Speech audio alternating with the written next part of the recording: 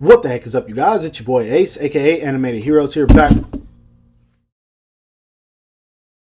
What the heck is up, you guys? It's your boy Ace, aka Animated Heroes, here back with another action figure review. Today we're going to be taking a look at the Justice League Snyder cut Steppenwolf, and this is a figure I just had to get to complete my Justice League collection. I'm also looking for Darkseid, so if you guys happen to run into him, feel free to hit me up on Instagram because I'm trying to find the Walmart exclusive and the regular version. So yeah, just holler at your boy. But anyway, back to this ugly dude. McFarlane decided to go ahead and release him. And since Mafex and SH Figuarts doesn't seem to be tackling the Justice League, I had to pick up this version. And you guys can probably tell just by where my camera is placed versus how far back he is. This is a very tall figure. So yeah, the camera angles and everything might be a little weird in this video. I hope you guys can bear with me because I've been slacking on reviews and I just wanted to get something out. Now before we get to this guy, I do just want to say we're super close to that 10K mark, guys.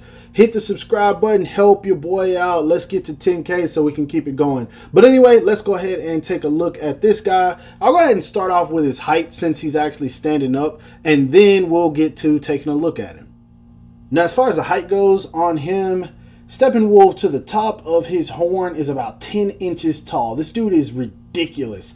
To the top of his head, he's a little over 8.5 inches, which, I mean, he was a big dude in the movie, but also this is a 7-inch scale figure, so it does make sense for him to be this tall. But man, this guy is going to be huge with the figures that I want to pose him with. And of course, I'll show those size comparisons. Now, getting a little up close and personal with the puppy dog-eyed Steppenwolf, I gotta say, man, McFarlane, normally when it comes to their monster figures, no matter what it is, they kill it. If it's some kind of creature or something, some weird iteration of Spawn that Todd came up with, they usually go all in, and these don't normally disappoint. And this guy doesn't. He looks eerie, he looks creepy, he has these weird things flipping up off of his skin the same way that he did in the movie.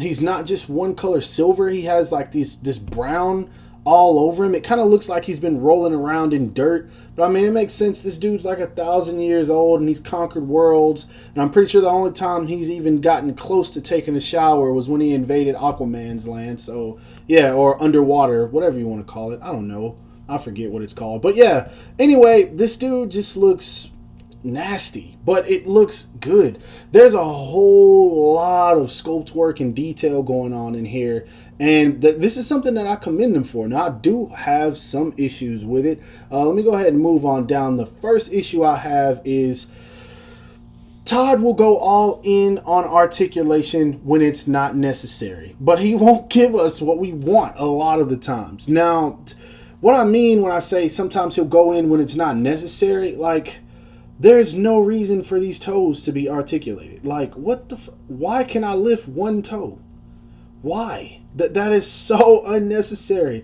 And what makes this a problem is the fact that in proportion to the rest of his body, the feet on this guy are already small. I don't know if that's accurate to the movie, but it makes it extremely difficult to get this guy to stand up. And it's at the point that most of the time, I cannot pose him standing up without using the stand. And what's so bad about that is that the stand really doesn't plug into the foot and hold him. Like, it will hold still, but like it'll pop out the more you mess with it. And I found that sometimes to get him to stand, I actually have to pose it with 2 stands. So it's, I don't know. It's weird. Now, the other issue I have with it is the left arm on mine. Now, this is something that's probably not going to be for everyone. The left arm on mine is super loose, and it doesn't want to do it.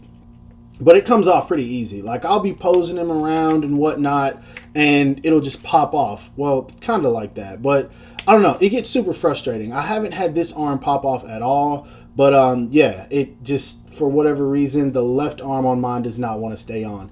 Now, moving on down to the eerie look of this guy, I want to tackle this last, just because I want to. Man, this dude's hands look scary as hell, yo. Like, that is weird, bro. How many fingers does this dude have? 1, 2, 3, 4, 5, 6, 7? Like, why do you have that many fingers, bro? That is so weird. And then, like, the way that this hand looks, this is the one that holds his weapon, which I'll show later. Man, that looks so freaking creepy, man. I would not let this dude touch me. I would say just slice me with the axe and let's get this over with, yo. Like, if this dude was to grab me, I'd probably just die from, like, the shock of being afraid. Anyway, I'm just rambling now. Let's go ahead and talk about that articulation. Articulation-wise, he looks up quite well, actually. The jaw kind of looks a little weird, and it does separate, so make sure if you pose him looking up, you have him at the right angle. He does get really, really, really good tilt. Doesn't look down very much because he got that thick Adam's apple right there, so once you move the head down, it just kind of tucks into the neck, which sucks, because with as tall as this dude is, I feel like looking down is much more important than looking up, but, I mean, it's what they had to work with, so I'm not going to complain. As far as movement in the arms, they go out about that much. That's not too bad. He can hit a pretty good T-pose. He doesn't have any butterfly joints at all. Now, he does have a built-in bicep swivel. He has a single jointed elbow, and his hands are on a hinge. Depending on the angle you have these at, they can look very weird, and I feel like weird touching these, but yeah, like, that's the way the hands can look. I don't know, they can look pretty ugly at certain angles because of how big that hinge is. So, like, you kind of, if you want it to look normal, that's pretty much the only way you can have it. So, yeah. Now, as far as the diaphragm joint goes, it is there. It's really not effective, though. Like, he can lean back about that much, but with him being so top heavy, depending on how you pose him, he's just going to lean back forward because it is a little wobbly. He can crunch forward almost none at all. You get most of it at the waist, and still it's not a whole lot. He leans back way better than he leans forward, but you do get a whole lot of movement in there. It's a lot looser than most McFarlane figures, but it works, so I'm not going to complain. Now this right here is almost like a floating piece. It's a very soft plastic, but it doesn't hinder the articulation, and that's what I enjoy. So if you want to pose him kicking somebody, he can totally do it. Also, I would not want to... Look how tiny his feet are to the rest of his body, like, in proportion. Y'all get what I'm saying. Anyway, he does not have a built-in swivel. It might look like he does, but he doesn't. He can do the splits very well, though, so that's cool. You can get some martial arts Stepphenwolf if you wanted to. As far as the knees go, single jointed as well, so they only go down about that much. And then we get to the worst part, which is the foot or feet. They go down about that much. They go up about that much. No ankle rocker at all. Well, actually, kinda. You gotta mess with it a little bit. I think it's just this one on mine. But it's there just a little bit. But this is the main issue right here. The toes. Like, you can pose them standing up straight. One will bend forward, one will sit still, or they'll both bend forward. And with him being as top heavy as he is, this figure is going to just double over. Like, no matter how many times I pose this guy, he will double over at least 3 or 4 times before I ever get him to hold a vanilla pose. And also there's that arm again. So yeah, those are my issues with this guy. That's the detail and articulation. Now let's go ahead and take a look at his accessories. That part will be quick. Now, once again, I could not get this guy to stand up. He kept tumbling over, so the stand is underneath him, but I will show an extra one. Anyway, as far as the accessories go, he does come with his axe, which it's pretty cool. It's a very soft plastic. It's thick, but it's a soft plastic, which I know that sounds weird, but it is. Anyway, quite a bit of detail in there. As you guys can see, it does have that brown over it as well. Like, so it's almost the same color as his skin tone. Would have been cool if they added some blood to that, but I mean, I guess they couldn't do that, but that would have been so cool. They would have had like some splatters of blood like right across the blade. That would have made this dope. But yeah, I feel like it comes apart here, or I don't know, maybe it doesn't. I'm not going to try to pull that apart, but yeah, it looks like it comes apart here. You can try that if you want to, but yeah. And he comes with a card, which is just an image of him looking all tough after he hits the battlefield. Has a little bio on the back if you want to. Okay, so he's supposed to be 8 feet tall. Wow, interesting. But yeah, if you want to read that, feel free to pause it. And then he comes with the stand, and it just says DC on it. So yeah, not a whole lot with this guy as expected. Now let's move on to some size comparisons.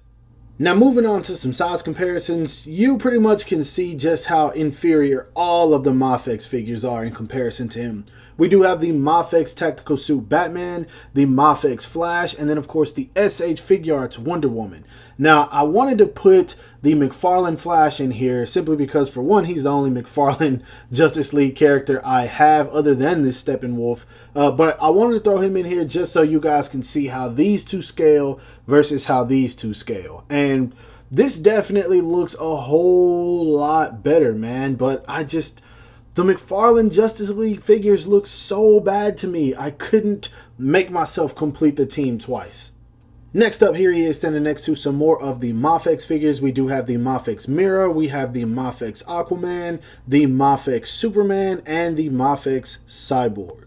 Now, if you want to see him standing next to some figures that he scales with, here we do have the Storm Collectibles Injustice 2 Darkseid and the Injustice 2 Bane. He scales very well with these two, but to the top of his horns, he's actually still taller than both.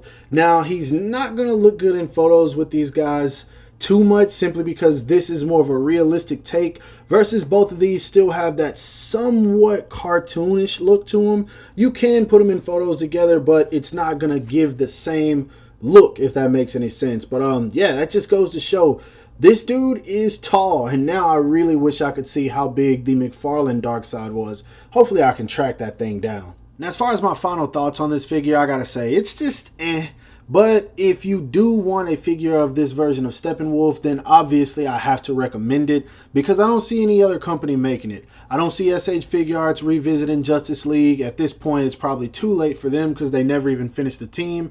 And then Mafex, it's possible, but I do feel like they would have went ahead and showcased him recently when they announced the variant outfit for Superman that they were making. I just think that would have been the perfect time for them to show off this guy.